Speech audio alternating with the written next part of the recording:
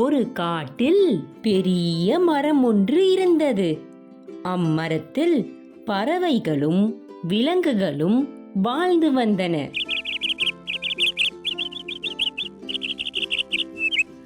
அங்கு இருந்த கரடி மட்டும் சேட்டைகள் பல செய்து வந்தது. பறவையின் கூட்டை எட்டி பார்க்கும். குஞ்சுகள் என்றும் பாராமல், இதோ உங்களை தூக்கி எறிகிறேன் பாருங்கள் என்று கூட்டை பீத்து எறியும். குரங்குகள் வந்தால் தங்கவே இடம் தராமல் துரத்தி விட்டுவிடும். சில சமயங்களில் குட்டி குரங்குகளின் தலையில் கொட்டு வைக்கும். அவை தலை வீங்கி அழுவதை பார்த்து சிரிக்கும். இவ்வாறு யாரிடமும் அன்பு காட்டாமல் வெறுப்புடன் நடந்து கொள்ளும்.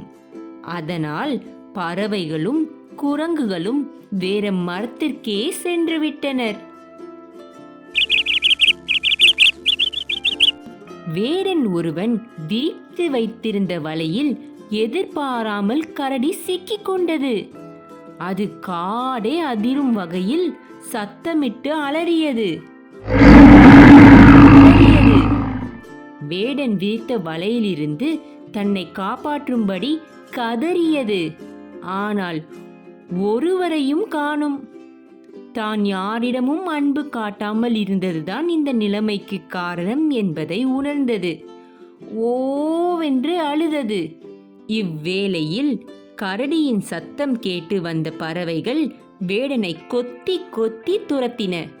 குரங்குகள் வலையை பிரித்து காப்பாற்றின. அன்று முதல் கரடி எல்லாரிடமும் அன்பு செலுத்த தொடங்கியது. எம்பிலாதனை வெயில் போல காயுமே அன்பில் அதனை அறம்.